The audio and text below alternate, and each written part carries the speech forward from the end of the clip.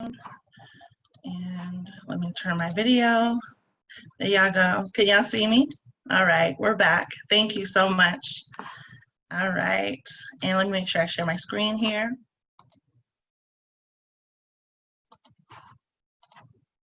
All right, can everybody see we good? Can I get a little chat? We good?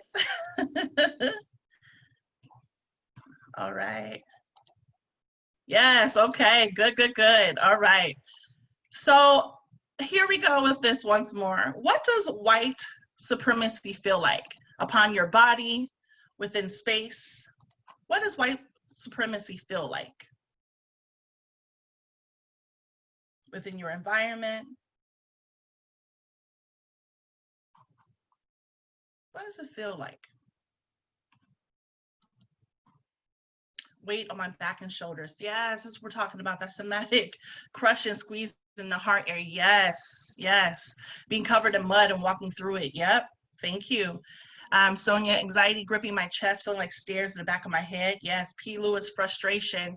Katie, I'm suffocating. Yes. All of that.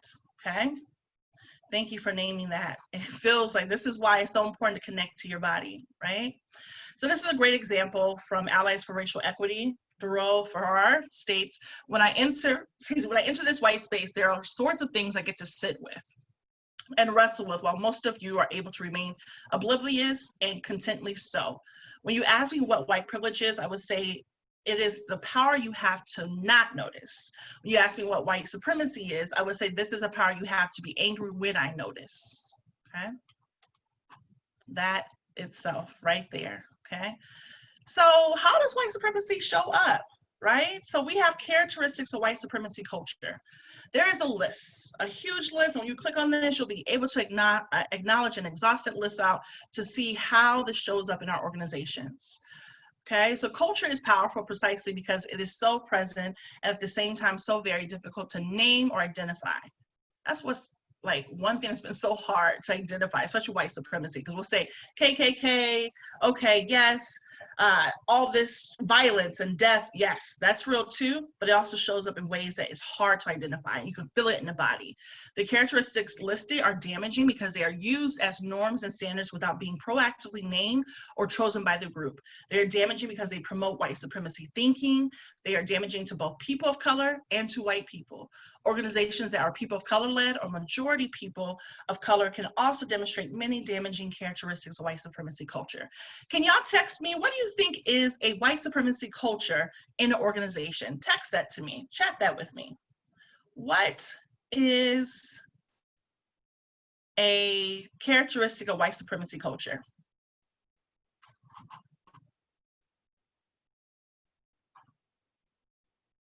How does it show up in the office or in community? Okay, I see some answers. Old Boys Club, productivity above self-care meeting. Yes, shows up like perfectionism come through, James. Yes, microaggressions. Yes, Mo saying the company is like family when you know it's this is anything close to family, right? Staff may be more white presenting or light skinned. Yep. Perfectionist. Yes, Katie. So here it is. Worship of the written word. Worship of the written word. That is totally real here. Worship of the written word. Being able to acknowledge there is worship in the written word here. Emails, right? Radical justice being deemed controversial or too polarizing. Yes. Thank you, Bam. Thank you, Dee. Yes. Worship the written word. How does that show up? If it's not in a memo, it doesn't exist. The organization does not take into account or value other ways in which information gets shared. Those with strong documentation and writing skills are more highly valued, even in organizations where ability to relate to others is the key to the mission, right? Yeah, how do y'all feel about that? That's what came up, right? I saw emails. Can y'all give me a yes? Showing, yeah, that's how white supremacy culture shows up. Yes, Katie, talk about it. So now there's some anecdotes. I love this work by Allies for Racial Equity, right? They are actually a religious community, right? identifying, saying, hey, we have participated in white supremacy culture, and we are wanting to dismantle white supremacy culture, starting with ourselves first, right? And now they're sharing this with everyone. And this is really awesome. Pacing for comfort and trying to talk the talk before we walk it. Talk about it. Take time to analyze. How do we interrupt this worship the written word? Antidotes. Take time to analyze how people inside and outside the organization get and share information, right? Is it just one way? I mean, come on. There's different ways to navigate that, right? Figure out which things need to be written down and come with alternative ways to document what is happening. Work to recognize the contributions and skills that every person brings to the organization. For example, the ability to build relationship with those who are important to the organization's mission, your people, right? We are in a space to acknowledge, who are your people? Who do you serve, right? Who are your community members, right? Have you really talked to them? Or is it just being seen as a pawn, or they're just here to work? Do you know things? Do you know who your employee or your colleague is? Truly, authentically your neighbor? That's real. Okay, let's get one more characteristic of white supremacy culture. How else does it show up? How else can it show up? Feel free to chat it with me in the chat box. How else does it show up? Haste and rushing processes that need more time. Talk about it. Yep. Thank you so much, Lindsay. Kasai. I'm sorry if I'm saying your name wrong. And I want to honor that because my name is Almetta. I definitely get it. Thoughts, feelings, ideas not being valued. Yes. D. Amen, Lindsay. Yes, talk about it. So it's showing up as this as well. Right to comfort. Right to comfort. I think someone else mentioned this earlier, right? This is white supremacy culture characteristics as well. How does right to comfort show up? It's the belief that those with power have a right to emotional and psychological comfort. Another aspect of valuing logic over emotion. Let's try that one more time. Another aspect of valuing logic over emotion. Scapegoating those who cause discomfort. Retaliation, right? When you start to go, this ain't right. Oh, I'm gonna lose my job because I'm daring to say this ain't right and you're being racist as F. Yeah, that's real. Equating individual acts of unfairness against white people with systemic racism, which daily targets people of color. Mental, emotional safety above our lives. Yes, D. Yes, that right there. That's more than, people say microaggressions, right? Like these little moments, like little mosquito bites every time. That was violence. That's violence in the workplace. And that's our mantra, right? That's our mission within Attemla Consulting, is interrupting the status quo of workplace wellness. Because actually workplace wellness is workplace violence, the status quo. Let's be real. Antidotes. It's important to acknowledge that with right to comfort, to understand the discomfort is at the root of all growth and all learning. Welcome it as much as you can. Deepen your political analysis of racism and oppression so you have a strong understanding of how your personal experience and feelings fit into a larger picture. Don't take everything personally. The 4 agreements. Ooh, that ego. Woo, that ego. That's why we sit with our bodies, right? Want to make sure you check in with your body, right? This is not for actually BIPOCs, right? But it's really being to say white presenting bodies. White bodies. Take a moment. Am I really hearing what someone's saying in front of me, or is it just fragility? Is it just anxiety connected to dismantling white body supremacy and resisting it? Yeah, that's real. Being able to acknowledge that. And then also, I think this is important to name as well, when mindfulness comes from BIPOC bodies, acknowledging that you're allowed to observe how you're feeling. You're allowed to have anger. Yes, it is important to be angry and have rage, because how does anything get done if we're not angry that things are not right, right? So yes, I love the space of being able to acknowledge, like, yeah, being a Black angry woman, that's real. I am angry because this ain't right. You're gonna have me feeling like I should be the one calm down. No, your system's broken. Your system is broken.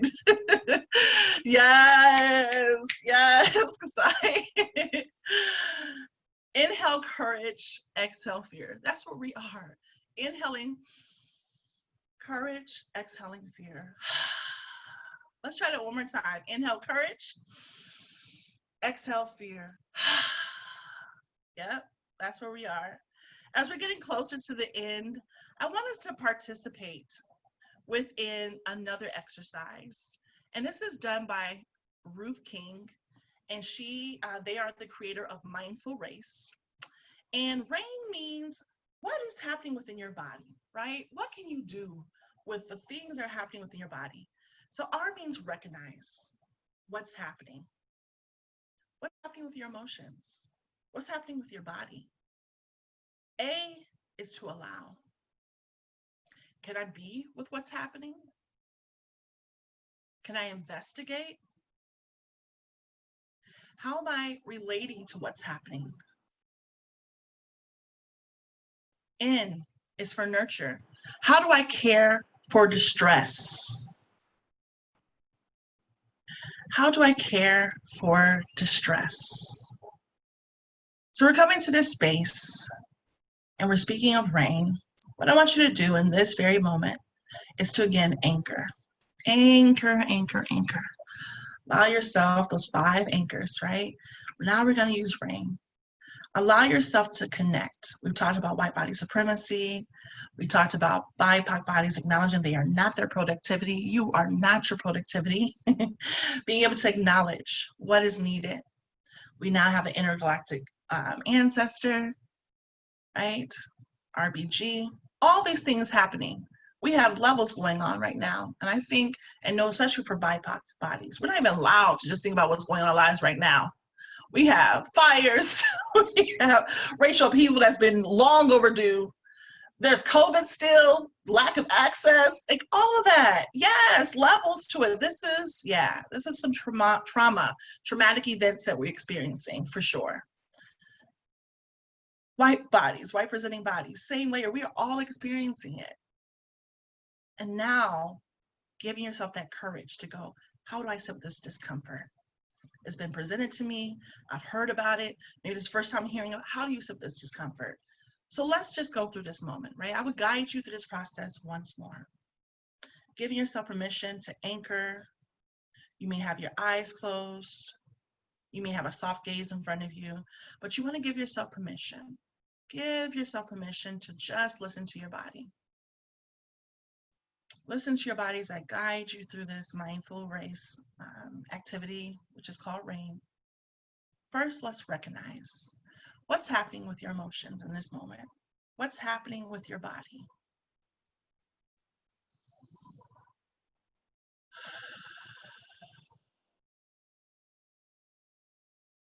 Can you connect to your body at this moment? Don't forget your breath to allow it to be cleansing for you, allow it to anchor you. Allow. Can you be with what's happening? This is a great tool, especially when microaggressions come towards the body for BIPOC bodies, intersectionalities, and levels of hearing how historically marginalized bodies have been really being a place of being targeted with verbal violence, physical violence, all of that, and or just connected to social media, right? Being able to acknowledge, how can you be with what's happening? Can you allow yourself to be with what's happening? And if you can't, that's important to have a moment to be able to go, do I need some rest? Do I need a space where I need to connect with community to help me process these next levels of dismantling white body supremacy? I is for investigate. How am I relating to what's happening? How are your emotions relating to what's happening? Are you numb? Do you feel totally exhausted? Yeah, many BIPOC bodies are feeling exhausted. Many bodies in general may be feeling numb. Do you need to connect with a healer? Do you need to connect with a therapist? Important to acknowledge.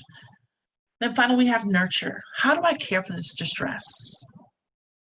How are you nourishing yourself? Just like a plant, right? I'm so grateful to be gifted with plants. Oh, I'm so grateful to know how much I need to nourish them. I'm so grateful because it reminds me how much I need to nourish myself. How are you caring for your distress? Are you giving yourself permission to rest, especially BIPOC bodies? We have not been resting since the day we've been born. Let's be real. Ancestral DNA, that's real. How are you caring for your distress? White bodies representing bodies. How are you acknowledging, hey, am I being defensive? Is my anxiety, my fragility interrupting my process to truly be in an autonomous state, to acknowledge that whiteness is a delusion? There's no biological evidence proving that whiteness is race. There's no biological evidence. There was, why don't we call Charlize Theron African American? She's from South Africa. Why do we do that? Right? That's real. As you're coming to and coming from this space, give yourself permission to once more do an inhale, courage. Exhale, fear. Let's do that 2 more times. Inhale, courage. Exhale, fear.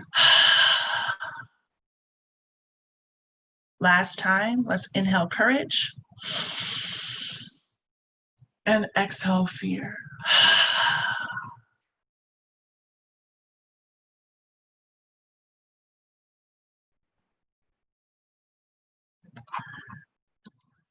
As you're coming to, feel free to do so. I would love to connect with you via chat and or vocal during this time. Please feel free. You're more than welcome to ask any questions as we are 8 minutes left of our session here together. You're more than welcome to chat in the chat box, but we'd love to connect with you and ask, how are you doing? How are you healing? How do you want to heal? What are you learning? What are you willing to say? You know, for me, I've been learning, especially during this quarantine time, that superwoman complex serves me no longer. I am not my productivity, not at all.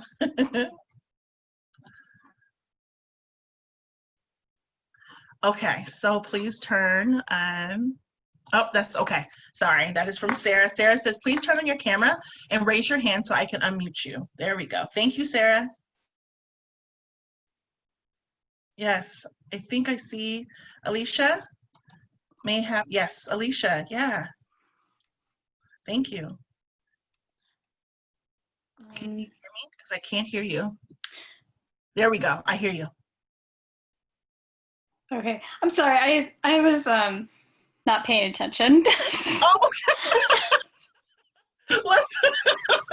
Let's check in. That's real. Doing the breathing exercise is kind of like, you know, trying to find my. Yeah, I was like taking care of that. But how are you feeling? How are you feeling in this moment? I can check in with you in that way. How are you feeling? Feel really connected to myself and how I want to move forward with like communicating in workplaces and volunteer spaces and just being more mindful of the words that I choose and getting really excited about just my journey. Yeah. To just being more connected to my community. And yes, talk about it. That's yes. Thank you, Alicia. And you'll have this access to this PPT so you can look at all those characteristics, which is really important to acknowledge.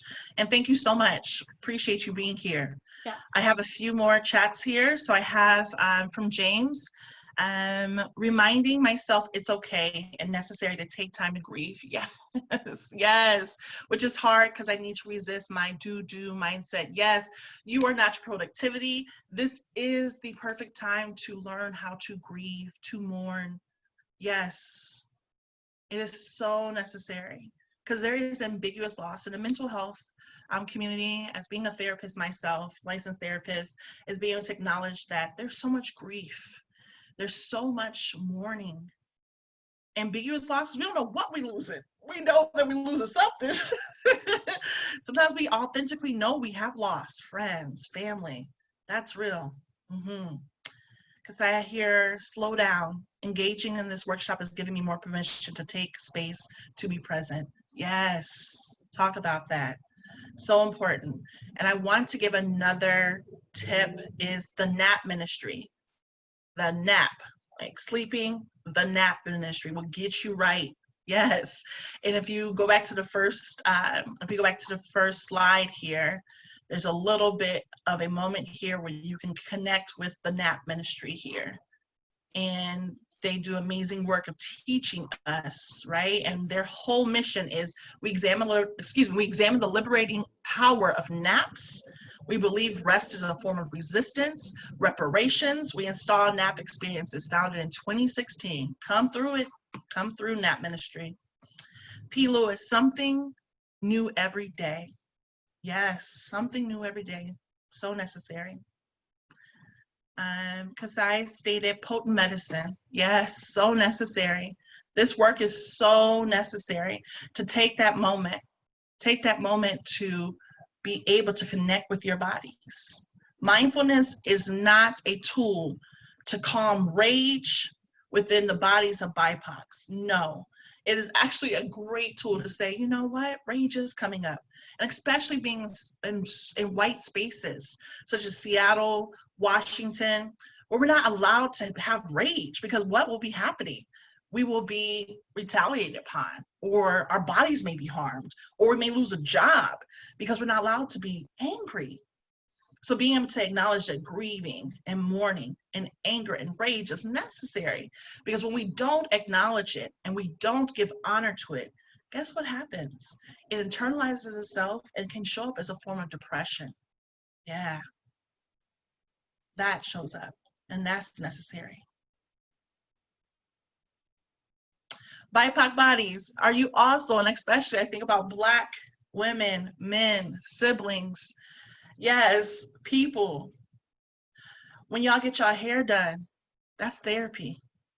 Don't forget. Yes, I see you, Kasai. Yes, that is therapy. When I go to my braider, oh yes, right? When I do my own twist, that itself is therapy. Don't ever forget that our healing spaces of going to the barbershop, right? When we can, when COVID, right? But when we can, but making sure that you're in a space. When I'm undoing my cousin's hair, right? Taking every braid out, that's therapy, that's mindfulness. Decolonizing therapy is that, right? The non-evidence-based practice that shows up as well as necessary. And acknowledging that is so healing to the soul. That doesn't make it to the psychology journal, but it makes it into my household. It makes it into the space of acknowledging that my grandmother has always taught me, right, about practicing different tools to help me roots, right, connected to ancestry, to be able to say what I need. Yes, I've been doing my hair myself. I've been grateful to the pics I have of my mom putting cocoa. Yes, that's what I'm talking about, right? Greasing that scalp. Ooh, something about a scalp being greased. Yes, right? That's healing. That's necessary. Thank you so much. We have about 1 minute. Is there any last thoughts? Anything before just giving you access to how you can stay in touch with me, how you can contact me? I'm on Attemla Consulting. My social media is also upon there as well. When you click upon the website, there's email that you can contact me at as well. And that is very helpful to stay in touch. You're very welcome, Dee. Thank y'all so much. I really do appreciate y'all. May you be in a place to acknowledge that you are deserving of rest, and that you inhale courage and exhale fear. I know there's so much going on, but give yourself permission to inhale courage, and exhale fear. May you find ways to practice learning how to distress, right? Let go of the things within your body as well. Thank you so much, Mo. I appreciate you. Oh, thank you. My goodness. Yes. Thank you, Katie. Mahalo. Thank you. Thank you for those within the ASL community. Thank you, Mac. I appreciate you. Oh, gosh, I feel so warm and welcome. Thank y'all so much. May you continue to enjoy Refuge Outdoor Festival. Again, I will make sure I connect this to the team, so therefore you can have access to this PowerPoint. And again, feel free to reach out, and we are always accepting new folks who want to do this work, okay? All right, thank you so much. Y'all take care. Love and light. And resistance. Love and light and resistance, yes. All right. Bye, everyone.